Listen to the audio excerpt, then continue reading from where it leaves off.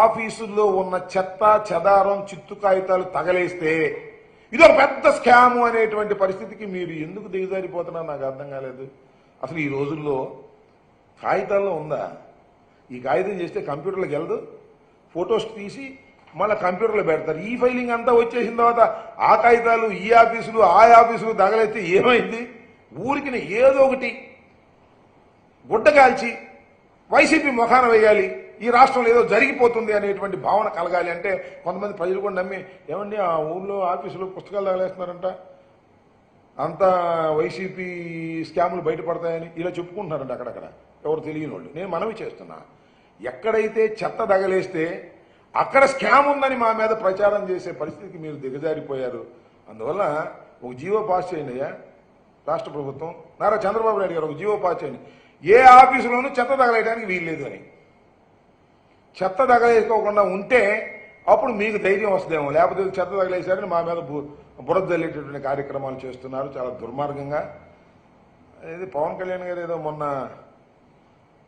పిఠాపురంలో చెత్త నుంచి సంపద సృష్టిస్తామన్నాడు అన్నాడా? ఇది ఇప్పుడు పాపదే.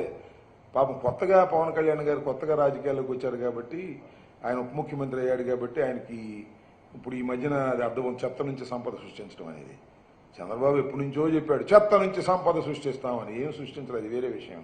ఇప్పుడు చెత్త నుంచి సంపద కాదు కానీ చెత్త తగలేస్తే దాని నుంచి స్కాములు సృష్టించాలని ప్రయత్నం చేస్తారు. ఆయన మీకు దండం పెడతాను, స్కాములు చెత్త తగలేస్తే దొరకవు, పట్టుకుంటే దొరుకుతాయి. ఇది గిట్ట పట్టుకుంటే మేమేమి స్కాములు చేయలేదు, మా మీద స్కాములు రుద్దాలని మీరు ప్రయత్నం చేస్తున్నారు. అనేక మంది ఎమ్మెల్యేలని నాయకుల్ని అరెస్ట్ చేసే కార్యక్రమం చేస్తున్నారు.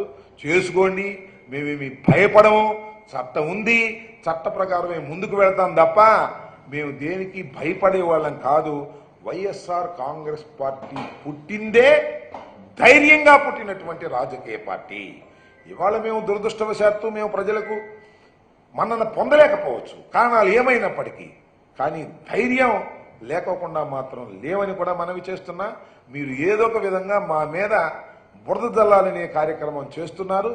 ఎక్కడ చిత్తు కాగితాలు తగలేస్తే అక్కడ స్కామ్ జరిగిందనేటువంటి నీచమైన స్థితికి దిగజారిపోవటం మీ దురదృష్టకరం తప్ప మరొకటి కాదనే విషయాన్ని కూడా ఈ సందర్భంగా నేను చెప్పదలుచుకున్నా.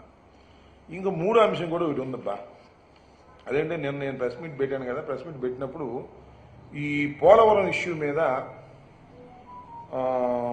ప్యానల్ ఆఫ్ ఎక్స్పర్ట్స్ ఇచ్చినటువంటి దాని మీద చర్చకు రావాలని నేను ముఖ్యమంత్రి గారిని కానీ లేదా రామానాయుడు గారు ఇరిగేషన్ మంత్రి గారిని కానీ చర్చకు రమ్మని నేను సవాల్ అన్న కానీ రిక్వెస్ట్ చేశా. ఆ రిక్వెస్ట్ని విత్డ్రా చేసుకుంటున్నా, ఎందుకంటే నీకు చర్చించాల్సిన అవసరం ఏమీ లేదు.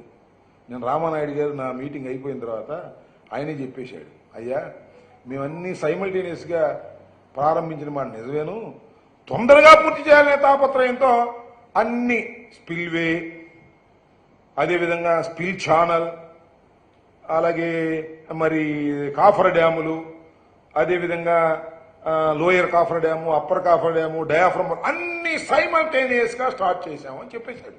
ఇంకెందుకు చర్చ? దానిలో డిబేట్ అదే కదా. అన్ని సైమల్టేనియస్గా స్టార్ట్ చేయటం అనేదే పెద్ద తప్పిదం అని చెప్పారు ప్యానల్ ఎక్స్పర్ట్స్.